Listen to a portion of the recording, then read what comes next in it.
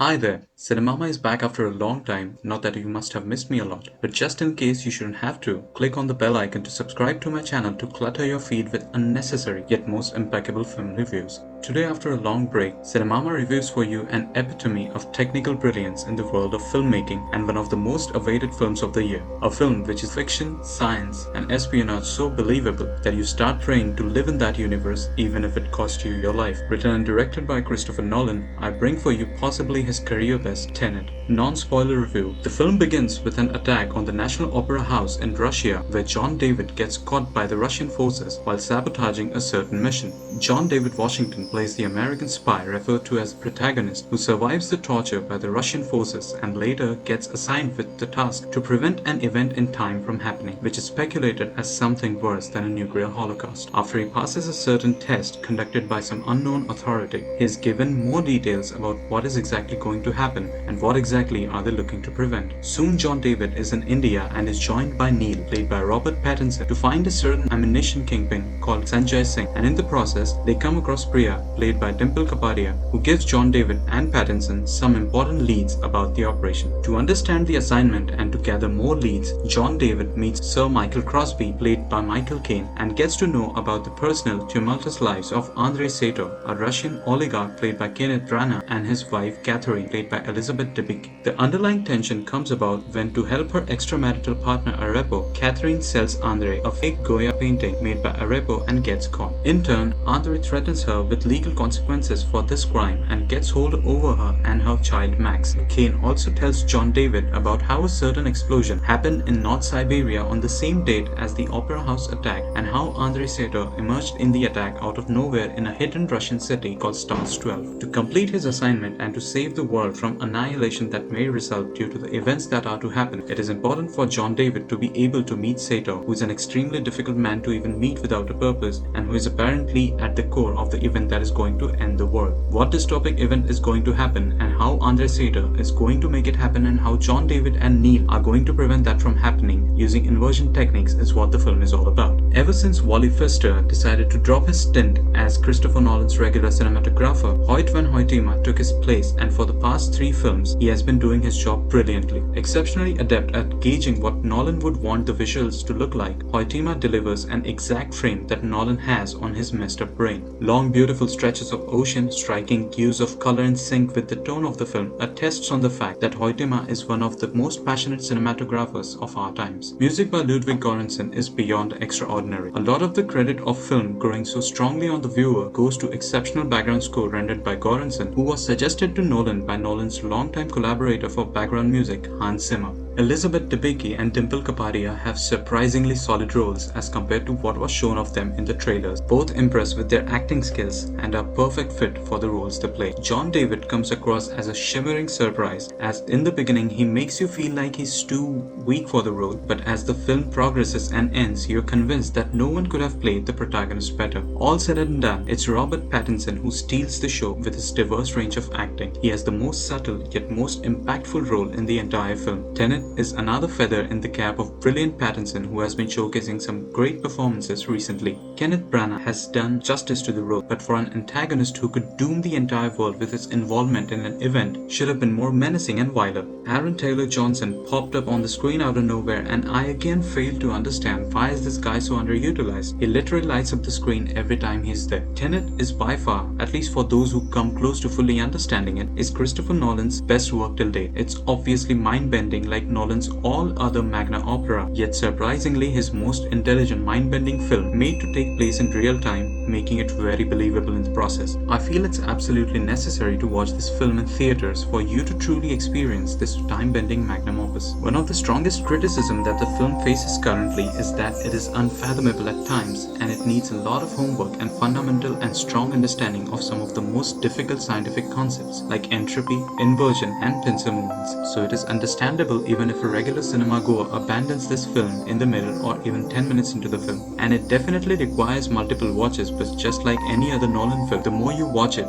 the more you understand it, and the more you fall in love with the beauty that Christopher Nolan's brain is. Spoiler review, analysis and breakdown of the film. Before we get to the analysis and breakdown part of the film, it is important that one understands the meaning of entropy in the context of film. Although entropy is extremely difficult to summarize in a couple of lines, reversing entropy in the film refers to the reversing of how we perceive the flow of time in the form of physical or chemical processes happening around us with the force of nature. Dissolution of ice cube in water, mixing milk in tea, explosion of crackers with fire and sound are some everyday examples that indicate positive change in entropy, which follows the natural arrow of time which goes from past to future. But reforming same dissolved cube from glass of water, separating milk from the brewed tea, and imploding a bomb to constitute its fragments to form the bomb that we had in the first place are not the processes that we can imagine would happen in nature or even otherwise. To simplify this with an example shown in the film, a bullet shot out of the gun and hitting the target is a positive change of entropy happening according to the laws of thermodynamics and the laws of nature. But that bullet traveling back to the gun it was shot out of when the trigger is pulled while repairing the damage that has been caused because of it is reversing the entropy. Reversing the entropy also changes the arrow of time, that is direction of flow of time, from past to future to past, thereby essentially undoing the actions that have already been done irreversibly. Practically this isn't possible in nature, but as the film portrays, a technology has been established in future which helps this inversion possible. So the film begins with an attack at the National Opera House, which is carried out with surgical precision by a trained mob working as moles inside core, the Russian emergency task force, whose objective is to acquire an encapsulation from a certain higher order officer in Russia and hand both the officer and encapsulation over to people who recruited this mob. At this point, it is safe to assume that Sator is right there at or around the opera somewhere witnessing the happenings, and we still don't know who has actually recruited John David. While conducting this operation, John David breaks the rules of operation by setting free the official he had to kidnap and saving the audience he was meant to kill in the opera house by detonating bomb. In this span, he sees a bullet going back to where it came from and damage being undone. Ultimately, he gets caught as an American imposter sabotaging the Russian mission, but he consumes a cyanide pill and chooses to die instead of giving names of other American imposters from his team. But he wakes up in a medically induced coma in a hospital with the charming Martin Donovan briefing him that he has passed a test by choosing to die instead of turning his colleagues in. Martin briefs him vaguely about how he has been recruited to prevent the world from ending and gives him a lead to a laboratory where we see Clemence Posey, the scientist studying the practicality and origin of concept of inversion and how someone from the future is streaming a warfare at us. In short, our own future has initiated an annihilating war with our own past. And as we understand from John David's and Pattinson's first encounter with Priya, Sator is some kind of a broker, a link between our future and our past, and enabling our future to destroy entire past mankind with the algorithm, which is a code rendered in physical form that constitutes 9 nuclear weapons from around the world. The algorithm was invented in future by an unknown female scientist, and after realizing what she has done, she split the algorithm in 9 different parts and hid it around the world, after which she killed herself so another algorithm could not be made. Now the antagonists in future establish contact with Sator and make him work to reassemble these 9 components of algorithm. This algorithm is directly linked to the pulse tracker that Sator keeps constantly worn on his wrist. The moment Sator dies by any reason whatsoever, the pulse tracker would emit a signal which in turn will activate the algorithm, destroying the world. But how exactly is this algorithm so dangerous? Well, when a person emerges out of a turnstile, he is inverted and he starts moving backwards in time, but his environment keeps obeying the arrow of time according to the second law of thermodynamics. The algorithm, when activated, will emit radiations from fissile reactions with the help of technology in future that will reverse the arrow of time for the entire world, thereby reversing all life-sustaining mechanisms on the planet. A big example of this is shown in the film, where an inverted person's lungs will not be able to carry out the process of respiration normally, resulting in death if a specially designed mask is not worn. The reason why algorithm was designed in future was because our future generations became extremely angry with what their ancestors, that is us, have done in the past, and in the future the oceans rose and the rivers ran dry. Earth has increasingly become an uninhabitable planet in future. Inverting our entire world would mean everything going backwards from the point of activation of algorithm and thereby annihilating everything that has been replicated. More on this later, but in short, this would mean entire humanity progressing back in the direction of Big Bang and towards the point of creation of mankind. This is the only way the humanity in future can, with passage of time, refill their rivers, make their lands more fertile and their atmosphere less polluted, and Earth inhabitable. Hence, some powerful evil organization in future had drawn contract with Andrei Sator, the only person in the times of fall of the Soviet Union who turned up for collecting fragments of an exploded nuclear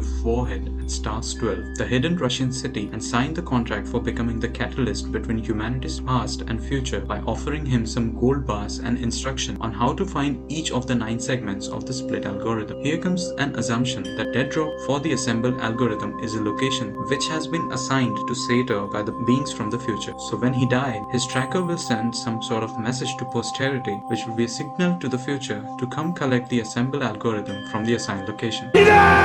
I know your head hurts by now, so let me answer some questions for you to make things a little easy. What is TENET? TENET is an organization founded in future by John David to discover the algorithm in past and stop it from activating and annihilating the mankind. Who recruits John David? The future self of John David recruits his own past self. We discover this fact at the end of the film where John David kills Priya after telling her that he's the one who has been assigned with the task of finding the algorithm. Now there's a blink and you miss detail here. While going for the final battle, John David gives a phone to Catherine and asks her to transmit an SOS message whenever she feels she is not safe. Now just when we see a message being received by John David, just after a few seconds there, we see Catherine speaking a message in her phone. Now between sending and receiving the message is the time period where the protagonist must tie all loose ends, which is why John David kills Priya, closing all the loops in the temporal pincer movement for Priya. What is temporal pincer movement? Pincer movement can be described as a technique of converging in on an enemy from 2 directions, thereby failing their backup plans and attacking at them at the same time. So temporal pincer movement would mean a pincer movement happening forward and reverse in time. This way you can go to a certain point in future, know what has happened or what is going to happen, and be informed in present about what is going to happen. The final war is a temporal pincer movement where half the team of protagonists is going 10 minutes backwards in time, gathering details of what happened in the war that is yet to happen going forward, come back, tell their present selves about the details of the war so that the dead drop of algorithm can be known. The algorithm can be taken out of there and Sator could be killed without automatically activating the algorithm with his death. Simple, right? What is the red room, blue room section of the film?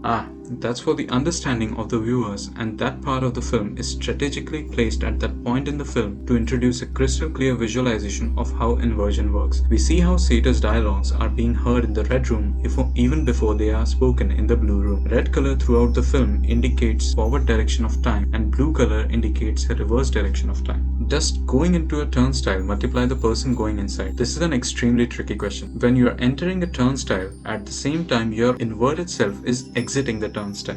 This is happening when you are doing this on your own while obeying the respective laws of arrows of time and inverted arrow of time. Which means if you exit a turnstile back into your past, you will not be reversed, but your entire environment will continue moving in reverse. And to answer the core question, I won't say people multiply per se, but at several instances in the film, one person exists at 2, sometimes even 3 different places at the same point in time. I'm sure you must have missed a small talk between Pattinson and John David where Pattinson mentions a certain Feynman-Wheeler theory. Feynman-Wheeler theory talks about positron being electrons who got inverted some point down the line in time. Hence, a person's present self could be made up of electrons right now, but if the person gets inverted, he'll be the same person but composed of electrons who have inverted their spin and have now become positrons. In the brief that Wheeler gives to John David before he gets inverted, she says that he needs to put on a full body costume so as to not come in touch with his past self. This is another facet of Feynman-Wheeler theory, which says that if a set of electron comes in contact with the same set of positron, they will completely annihilate each other in real time with release of massive levels of energy. Hence, if John David in films comes in direct contact with his inverted self, they both will cease to exist. We see one cat jumping off of the yacht after killing Sator,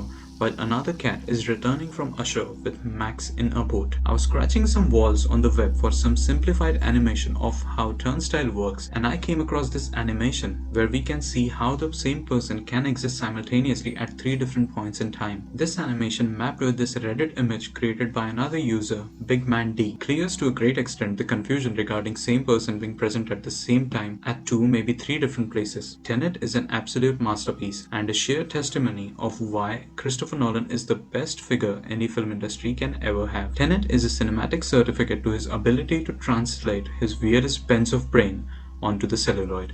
Even if you haven't watched the film and yet went through this review, I would still request you to watch this film in theaters only to truly understand why Christopher Nolan is one of his kind. So here's Cinemama saying bye for now. If you have any questions regarding the film, write down in the comment section below. If you like my analysis of the film, don't forget to like and share the video. Don't go yet. Here's my most favorite scene from the film for you. Coke tonic and a Diet Coke. What? You never drink on the job.